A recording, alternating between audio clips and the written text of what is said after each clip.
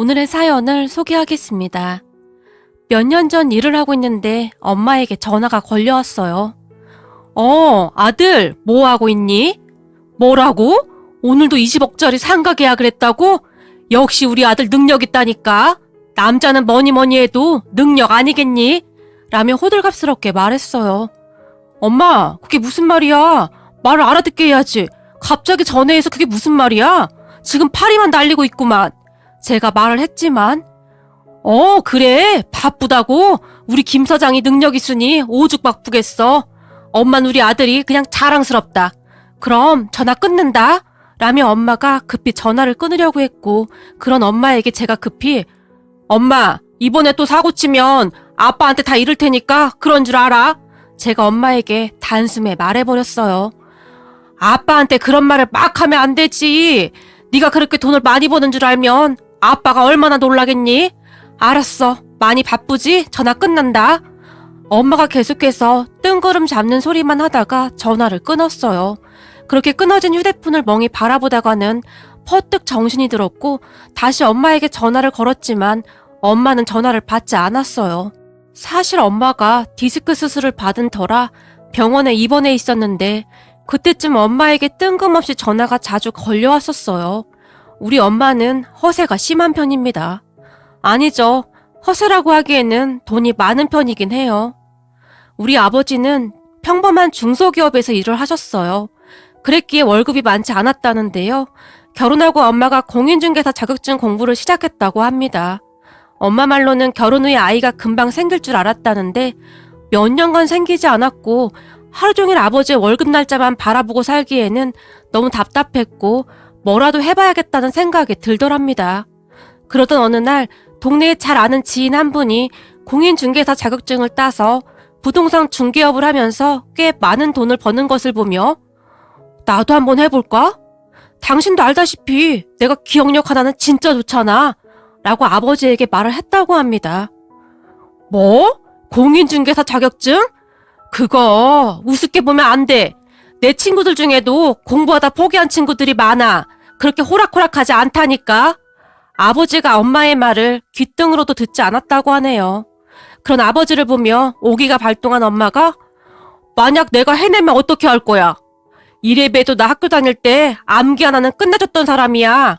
엄마가 아버지를 노려봤고 당신이 합격만 하면 나야 좋지. 노후가 보장되는 건데. 근데 당신이 할 수 있겠어?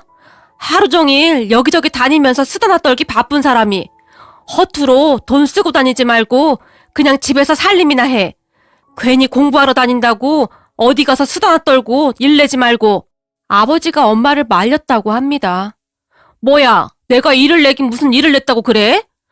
얼마 전에도 저 위층 아줌마랑 얘기하다 한바탕 난리를 쳐놓고는 아니 있지도 않은 일을 왜 있는 것처럼 그렇게 말하고 다니는 거야? 아버지가 엄마를 나무랐지만 그거야, 그 옆에 내가 계속 약을 올리니까 그렇지. 두고 봐, 내가 반드시 자격증 따서 아파트도 사고 상가도 살 거니까. 당신 나중에 후회나 하지 마.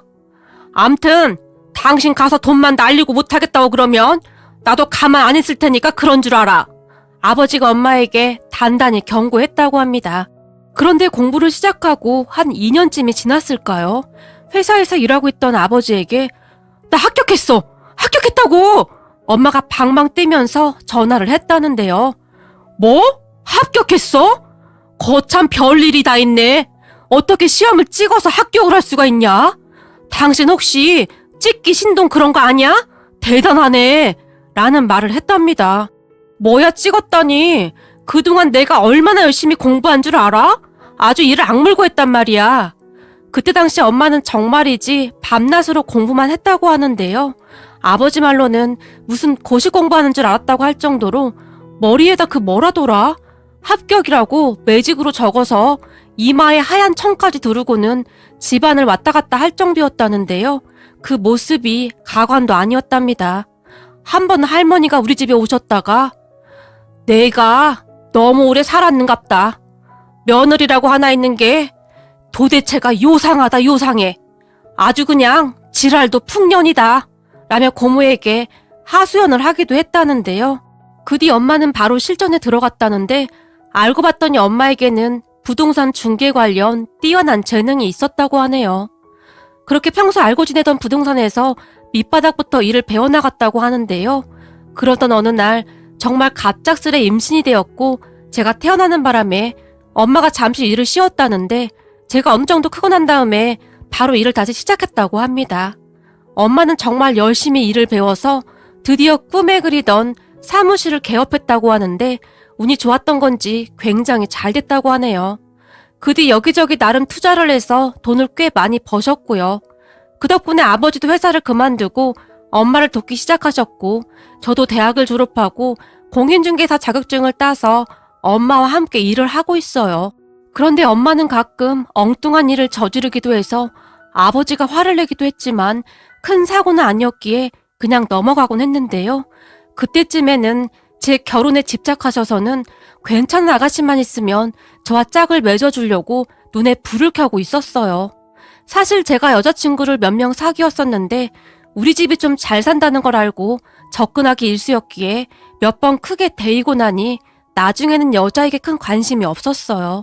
그런데 평소 허리가 좋지 않았던 엄마가 종아리에 사이다를 마신 것 같다고 통증을 호소하며 한동안 힘들어했었는데 급기야는 허리 디스크 수술로 병원에 입원을 했어요. 엄마는 병실에서 가끔 제게 전화를 해서는 엉뚱한 소리를 하곤 했는데 그날도 허풍 가득한 소리를 하고는 전화를 끊는 거 보니 뭔가 꿍꿍이가 있어 보였어요. 그렇게 일을 마치고 엄마가 입원해 있는 병원에 도착했는데 엄마가 링거를 꽂은 채 저를 끌고 휴게실로 이동했어요. 엄마, 그냥 1인실로 가라니까. 휴게실 소파에 앉자마자 제가 말했지만 싫어. 거긴 혼자 심심하단 말이야. 저기 근데 말이야. 우리 병실에 한 아가씨가 저녁마다 와서 그 아가씨 엄마 병간호를 하는데 그렇게 참을 수가 없다. 진짜 진국도 그런 진국이 없다니까. 엄마가 주변을 두리번거리더니 제게 조용히 말했어요. 수술한 사람이 지금 뭐 하는 거야? 그럴 시간에 운동해야지. 걸어다니면서 운동하라고. 알아 이거사. 운동은 열심히 하고 있어. 근데 아가씨가 얼굴도 보통 예쁜 게 아니야. 너 김태희 알지? 탤런트 김태희처럼 생겼어. 난 그런 아가씨는 처음 본다. 얼굴도 예쁘지 성격도 좋지. 며칠 지켜봤는데 살다 저렇게 착한 아가씨는 처음 본다. 아니 어쩌면 그렇게 엄마를 살뜰히 챙길 수가 있어? 거기다 우리들한테도 그렇게 예의 바를 수가 없다니까. 조금 있으면 그 아가씨 올 시간이니까 이따 한번 보고 가. 엄마가 신나서 말했어요. 됐다니까. 엄마가 예쁘다고 하는 걸 보니 그냥 안 보는 게 나을 것 같아. 그리고 제발 이상한 소리 좀 하지 마. 엄마 진짜 자꾸 왜 그래? 근데 이놈의 자식이 엄마가 뭘 이상한 소리를 해. 지금 우리 병실 아줌마들이 그 아가씨랑 자기 아들들이랑 엮어주려고 아주 난리란 말이야. 그러니까 너 정신 똑바로 차려. 엄마가 저를 노려보기까지 했어요. 그렇게 잠시 후에 엄마가 말하던 그 아가씨가 들어왔는데 그 순간 엄마가 저를 툭툭 치더니 곁눈질을 해가면서 자꾸 눈을 껌뻑였어요. 엄마의 성화에 못 이겨 제가 아가씨를 살짝 봤는데요. 보자마자 정말 깜짝 놀랐답니다. 엄마 말대로 키도 크고 얼굴도 뽀얀 게 얼마나 예쁘던지 광채가 나는 것 같았어요. 그런 아가씨를 제가 넋놓고 바라보고 있었는데요. 그런 저를 보던 엄마가 제 귓가에 봐, 예쁘지? 장난 아니라니까. 완전 대박이라니까. 딱 네 스타일이잖아. 그동안 네가 만나던 김태희 짝퉁들하고는 격이 다르지 않냐? 넌 눈 좀 높이고 살아라. 얼굴이 저렇게 고상하고 단아한 여자를 골라와야지. 넌 눈깔이 삐었어. 어디서 데리고 온 여자들마다 전부 그 모양이냐? 엄마! 눈깔이 뭐야 눈깔이. 창피하니까 조용히 좀 해. 라며 제가 엄마를 말리며 그 아가씨의 행동을 유심히 보고 있었는데요. 엄마가 갑자기 이번에 20억짜리 상가 계약했는데 도대체 얼마나 번 거냐? 이번 달은 그냥 먹고 놀아도 되겠구만. 라고 큰 소리로 말했어요. 그 말에 제 얼굴이 빨갛게 달아올랐는데 엄마가 다시 결혼은 뭐니 해도 능력 있는 남자랑 해야 하는 거야. 안 그러면 여자가 평생 고생하거든. 라는 말을 했어요. 그런데 옆 침대에 누워있던 아줌마 한 분이 까짓 복덕방 사장이 뭐가 좋다고.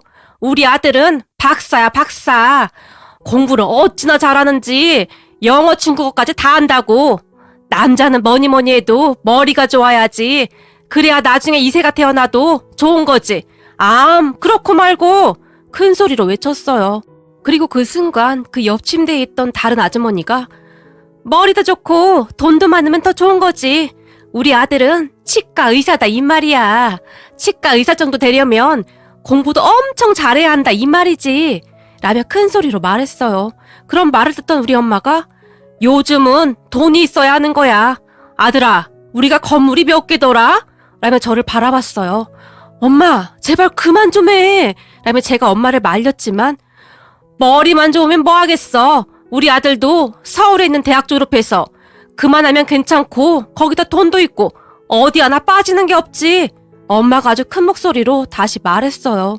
그러다가 갑자기 병실안이 소란스러워졌는데 그렇게 병실은 하루하루 조용할 날이 없었어요. 그런데 제가 엄마 병실에 갔던 어느 날 기가 막힌 일이 일어났는데요.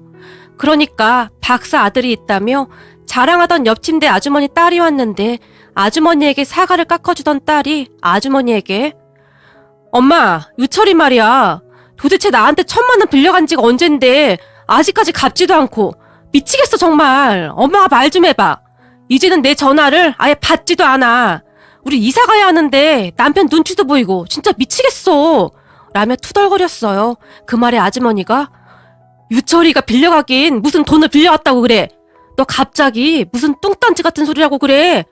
얘가 오늘따라 이상한 소리를 하네. 얼른 집에나 가봐. 딸을 나무랐어요. 그리고 그때를 놓치지 않고 우리 엄마가 아니 아들이 박사라고 하던데 무슨 박사가 돈 1,000만 원이 없어서 그런데요 그래? 라며 물었어요. 그 말을 듣던 그 아주머니의 딸이 네? 박사요? 박사는 무슨 박사예요. 대학 졸업하고 취직도 겨우 해놓고 지금 그냥 허세만 가득해서 회사에 타고 다닐 차를 사야 한다고 돈 빌려가놓고 강간부소식이네요. 암튼 우리 집안 골칫거리예요. 아들이라고 그렇게 예뻐하더니 지금 봐봐. 아들이 무슨 소용이야? 엄마 수술까지 했는데 얼굴 한 번 안 비추는 거 봐봐. 나쁜 놈의 인간. 아주머니의 딸이 괘씸하다는 듯이 말했어요. 넌 입 좀 다물고 있어. 뭔 놈의 기집애가 이렇게 입이 싼 거야. 내가 입이 싸긴 뭘 싸. 내가 틀린 말 했어? 지금 엄마 수술비랑 병원비도 내가 다 내줄 건데 그렇게 아들 하더니 이게 무슨 꼴이냐고. 아주머니의 딸은 정말 수다스러웠는데 아주머니의 표정 따위는 전혀 상관도 하지 않았고 혼자서 중얼중얼 계속해서 불만을 쏟아내고 있었어요. 그런 딸의 말에 결국 아주머니가 아유 내가 말을 말아야지. 얼른 집에 나가 이 기집애야. 라며 신경질적으로 이불을 뒤집어 써버렸는데 아주머니 얼굴은 울기 직전이었어요. 그 뒤 박사 아들이 있다던 아주머니는 병실에서 입을 꾹 다물어버렸고 종일 자는 척만 했어요. 그리고 얼마 뒤에 치과 의사라던 아주머니 아들이 병실로 들어왔다는데 순간 모두가 그런 아들을 유심히 바라본 모양입니다. 하지만 모두가 기대했던 것과는 달리 치과 의사 아들은 시종일관 무료하다는 듯이 앉아서 아무 말 없이 휴대폰만 들여다보다가는 어머니, 저 바빠서 이만 가볼게요. 그리고 제가 비싼 간병인까지 보내드렸는데 저한테 왜 오라가라 하시는 거예요? 저 바쁜 사람인 거 몰라요? 앞으로 더 바쁠 것 같으니까 이젠 자꾸 전화하지 마세요. 라며 쌩하고 가버렸다고 합니다. 그런 아들의 모습에 치과의사 아들을 둔 아주머니 표정이 사색이 되었다는데요. 옆에서 그 모습을 지켜보던 엄마가 아유 똑똑한 건 맞는 것 같은데 찬바람이 쌩쌩 부네 그래. 라며 중얼거렸다고 하네요. 결국 우리 엄마만이 의기양양해진 채 그 기세가 하늘을 찌를 것 같았는데요. 저는 일이 끝나자마자 엄마가 드시고 싶은 것들을 사서 항상 엄마 병실로 갔고 한참을 웃고 떠들며 말동무를 해드리다 돌아오곤 했으니까요. 그렇게 한 이틀이 지났을까요? 엄마가 태어나는 날이 가까워져 가고 있었고 그때쯤 엄마는 안절부절 못하고 있었어요. 엄마는 김태희를 닮았던 그 아가씨가 정말 마음에 들었던 모양인지 심지어는 나 아파서 퇴원 못하니까 더 입원한다고 해. 억지 좀 피우지 마. 병원에서 퇴원하라는데 어떻게 더 있는다고 해. 제가 엄마를 나무랐지만 너 얼른 가서 그 아가씨 연락처라도 받아놔. 안 그러면 나 절대 퇴원 못해. 라며 고집을 피우셨어요. 그런데 그날 저녁 집으로 돌아가려고 엄마 병실을 나왔는데 그 아가씨가 휴게실에 홀로 앉아 있었어요. 누군가와 통화를 하는 모양이었는데 그렇게 제가 엿들으려고 했던 건 아니었지만 얼떨결에 통화 내용을 듣게 되었어요. 주변에 부탁할 사람 좀 없을까? 아무리 찾아봐도 부탁할 사람이 없네. 그리고 친구 몇 명은 알았다고 했는데 부적합한 친구도 있어서 실제로는 해줄 사람이 거의 없어. 헌혈증으로는 안 된대. 가까운 헌혈센터에 가서 지정 환자를 우리 엄마로 해야 한다고 하더라고. 이럴 때 아빠라도 계셨으면 좋았을 텐데 라며 눈물을 흘리고 있었어요. 그런데 그 순간 어디서 그런 용기가 났는지 제가 급히 윤경 씨에게 다가갔어요. 얼핏 들어서 이름 정도만 알고 있었거든요. 윤경 씨, 그 헌혈 제가 도와드릴게요. 라며 큰 소리로 말했고, 네? 어떤 걸 말씀하시는 거예요? 그 헌혈 말입니다. 제가 들으려고 해서 들은 건 아닌데 어쩌다 들었습니다. 엿들은 건 죄송합니다. 라고 사과했어요. 그런 제 말에 윤경 씨가 급히 전화를 끊고 눈물을 닦더니 우리 엄마 이번에 3번째 허리 수술인데 이게 워낙 큰 수술이다 보니 병원에서는 혈액이 부족할 수도 있다고 해서요. 사실 그전까지 윤경 씨는 저와 눈도 잘 마주치지 않았었는데요. 정말 급하긴 급했던 모양인지 간절한 눈빛으로 저를 바라보며 말했어요. 걱정하지 마세요. 제가 아는 지인들이 워낙 많아서 지금 연락해 놓으면 아마도 내일까지 가능할 거예요. 라며 제가 큰 소리를 쳤어요. 그동안 계속 말을 걸고 싶었지만 용기가 나지 않아서 주저하고만 있었는데 저에게는 윤경 씨와 친해질 수 있는 절호의 기회였으니까요. 정말요? 그래만 주신다면 너무 감사할 것 같은데 사실 제가 워낙 내성적이라 친구도 별로 없어서 어디다 말할 것도 없고 라고 말을 하던 윤경 씨가 다시 눈물을 흘렸어요. 그런 윤경 씨의 눈물을 보는데 마치 전장에 나가는 장수처럼 내일까지 반드시 해내야겠다는 의지가 생겼고 걱정 마세요. 제가 무조건 내일까지 다 해결하겠습니다. 라며 다시 큰 소리를 쳤어요. 그리고는 윤경 씨가 알려주는 윤경 씨 어머님의 성함과 생년월일 그리고 지정병원을 작성해서 제가 아는 지인들에게 급히 문자 메시지를 보냈어요. 완전 초비상 긴급이라고 해서 말이죠. 사실 제가 대인관계가 좋다 보니 군대 동기들, 대학 선후배들, 고등학교 친구들, 그리고 일하면서 만난 지인들한테까지 다 보냈습니다. 대략 50명이 넘었던 것 같았는데 문자 메시지를 보내고 하나 둘씩 답장이 왔는데요. 4-5명만 빼고 나머지는 내일 당장 헌혈을 하러 가겠다고 약속을 해왔어요. 나머지 4-5명은 지금 먹는 약도 있고 몸이 안 좋아서 헌혈이 어려울 거라며 미안하다고 했고요. 어찌나 고맙던지 눈물이 다 날 정도였는데 인생 헛살지 않았구나라는 생각마저 들었어요. 그렇게 다음날이 되었고 아침부터 각자 살고 있는 지역에 헌혈의 집 문이 열리자마자 지인들이 헌혈을 하기 시작했는데 무슨 선거 때도 아닌데 인증샷을 찍어서 제게 보내주기도 했어요. 물론 저도 집 근처 헌혈의 집에서 1등으로 지정 헌혈을 했답니다. 정말이지 모두들 너무너무 감사하더라고요. 그 뒤 엄마 말로는 병실로 간호사가 찾아와서 윤경 씨 어머님에게 도대체 어떻게 하신 거예요? 헌혈해주신 분이 어마어마해요. 라며 놀라서 눈을 동그랗게 뜨며 물었고 그 말에 윤경 씨 어머님이 윤경 씨에게 전화를 한 모양입니다. 그리고 제가 도움을 드렸다는 말을 들은 윤경 씨 어머님이 우리 엄마에게 감사합니다. 정말 감사합니다. 제가 어떻게 보답을 해드려야 할지 모르겠습니다. 정말 감사합니다. 라며 눈물을 흘리셨다는데요. 그날 퇴근 후 병실에 들어선 윤경 씨가 우리 엄마를 보며 아드님이 정말 좋으신 분 같아요. 정말 감사드립니다. 라고 다시 감사 인사를 했다고 하네요. 그 말에 우리 엄마의 입이 귀에 걸렸다는데요. 고맙긴 뭐가 고마워요. 어려울 때는 다 같이 도우면서 살아야지. 내가 우리 아들을 그렇게 키웠어요. 인성이 제일 중요하다고 말이죠. 엄마가 아주 신이 나서 말을 했답니다. 그리고 얼마 후 우리 엄마가 퇴원을 했는데 그 헌혈 사건 이후로 윤경 씨가 저에게 마음의 문을 열었고 우리 둘은 조심스레 연락을 주고받게 되었어요. 어느 날은 윤경 씨가 제게 전화를 했는데 저기 엄마 수술 잘 됐어요.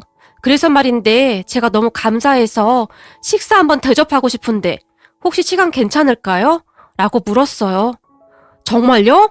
저는 항상 시간 있어요. 아니, 그냥 시간 엄청 많아요. 제가 큰 소리로 말했고 그 순간 마음속으로는 이 우주의 모든 시간을 멈추게 하고 싶었어요. 그날 저는 윤경 씨와 같이 식사를 하며 더욱 가까워지게 되었는데 윤경 씨 어머님이 태어나시던 날에도 제가 직접 재활병원으로 모셔다 드리기도 했어요. 그렇게 윤경 씨와 저는 어느새 연인 사이가 되었어요. 그런 모습에 우리 엄마의 입이 귀에 걸리다 못해 하늘이 돕는구나 도와. 이건 운명이야. 라며 좋아서 어쩔 줄을 몰라 했어요. 윤경 씨는 정말 진국이었는데 그동안 사귀었던 여자들은 허구한 날 명품 타령만 하기 바빴는데 윤경 씨는 그런 것에 전혀 관심도 없었어요. 하지만 윤경 씨는 명품 따위를 걸치지 않아도 그냥 그 자체가 명품이었기에 가만히 있어도 빛이 날 정도였어요. 우리는 그렇게 한두해 연애를 하다가 결혼했어요. 장인어른이 안 계셨기에 장모님은 우리 신혼집 근처로 이사를 오셨고 신혼집에서 본가도 가까웠는데 두 분은 아주 오래전부터 알고 지내던 친한 친구 사이처럼 정말 잘 지내셨어요. 그리고 제가 두 분을 모시고 아내랑 맛집 탐방을 다니기도 했는데 아내가 그렇게 행복해할 수가 없었어요. 그동안 장모님과 둘이서 많이 외로웠다고 했으니까요. 그런 장모님과 아내의 사정을 잘 알고 있었기에 우리 가족 모두 장모님에게 정말 잘했고요. 아내도 우리 부모님에게 그렇게 잘할 수가 없었어요.